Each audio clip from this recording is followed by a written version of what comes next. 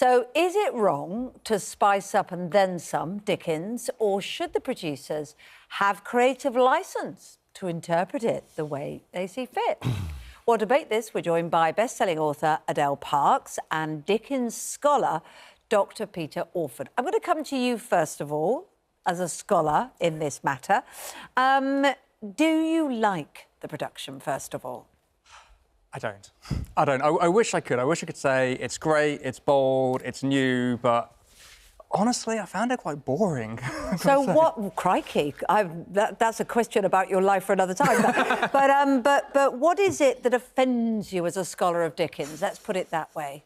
I think there's two things here. One is, you're doing the same text over and over. Great Expectations. Every time they do Dickens, it's the same books. They do the same 2 or 3. Christmas Carol, Oliver Twist, Great Expectations. He wrote so many books that we don't adapt. And the idea of doing this one... But you can't complain that they've chosen to pick a popular book that you don't like. No. What is it about the adaptation of this popular book? But in choosing a same one, they've got to make it different. They've got to make it stand out. So let's do something that makes it unique to the other adaptations too. So we'll make it more raunchy, more, provocative as a way. Yeah, OK. Now, one of the problems I have with this is that it's actually a little bit childish, because it's like the same thing they do with, Game of Thrones making fantasy more grown-up, or DC films as well, where they're trying to make it as grown-up as they can. So they throw in all the things that they say kids can't watch. So there's sex, there's violence, there's drugs, there's swearing. Everything's very gritty. Everyone's very grumpy in this production as well. But the result is that it's not very grown-up. It feels quite childish. Losing the essence of Dickens? In a lot of ways, yeah, because they're working against the text here, I think. All right, so they're losing the essence of Dickens, the thing that made him popular in the first place. What do you think? I disagree, because Dickens was one of the most commercial writers you could possibly hope to meet. He had merchandise from his very first novel. This man knew his stuff. He would be very content to, I believe, sell his works and see how it's adapted to another form of entertainment. A book is one thing, and obviously, as a novelist, I'm saying, please go and read the book. But an adaptation of any book is often very different from the actual book, because it's a different form of entertainment.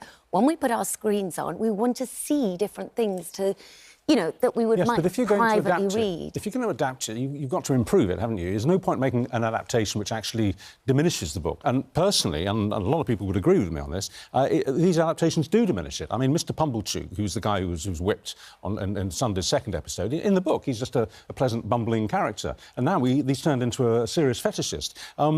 You had the opening in episode 1, which was a completely invented scene. It's not in the book at all. There's no reference to it at all, where Pip, the central character, is seen about to commit suicide by jumping off a bridge with a rope.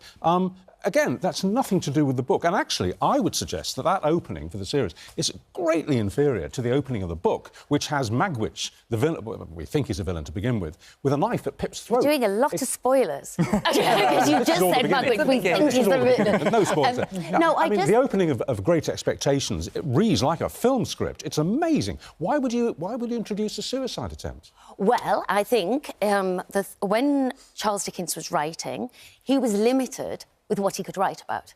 So even if he thought... By the morals of the time, you mean? Yes. So, and certainly, we know authors that wrote in a similar sort of time, like George Bernard Shaw. They were banned for 30, 40, 50 years, their works. So if he thought Pip might have been suicidal, which he might have been, it's an interpretation, because he was a very desperate young man, then he wouldn't have been able to write about that. So I think do you agree with that interpretation? Well, OK, so Dickens does write about this stuff elsewhere. So The Chimes has suicide. Edwin Drood has drugs. Oliver Twist has prostitutes. So he does write about it elsewhere. So, again, it's choosing the right text for the right adaptation. What the changes here, they're working against what Great Expectations is about, and I say making everyone... I mean, the way they've changed Pip makes it so cynical as well. But don't you think we can have creative interpretation? Do you think we have to stay in a narrow box all the time? Not at all. Don't you think that there's room for creative expression? And will you accept that every single book that is adapted for TV or film changes? But why make Miss Havisham an opium addict? Well, and Estella as well. They're both getting wasted. You would have to go and ask the director, wouldn't you, and the scriptwriter, because I don't know why they made those creative choices. I'm here to defend creative choice. I'm not saying I defend this creative choice or I agree with that creative choice. I'm just saying I think there ought to be creative choice. I think it's great that we're debating Dickens. How many kids would have thought about Dickens this morning if we hadn't had this on? I suppose you could argue that the source, the wellspring, if you like, of the sexuality that has been introduced into the storyline comes from the frustration that we know that Miss Havisham had. She's a spinster. She is presumably a virgin. She was jilted at the altar. She's never taken off her wedding dress, and there's a lot of sexual tension there, and she kind of lives her non-existent sex life through Pip and Estella, doesn't she? Yeah. And you think that's possibly informed the director and the scriptwriter I mean, to introduce more sexuality into the storyline?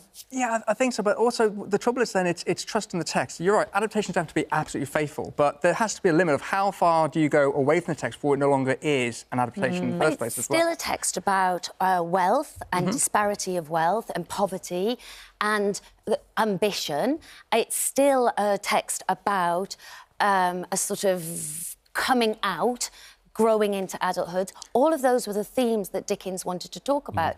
I think what the director and writer have tried to do is make it relevant for young people now, rather than leave them behind. Let's hope they don't get their hands on A Christmas Carol, because leave that to the Muppets. They've got it right. Scrooge might end up being a leather fetishist. Who knows?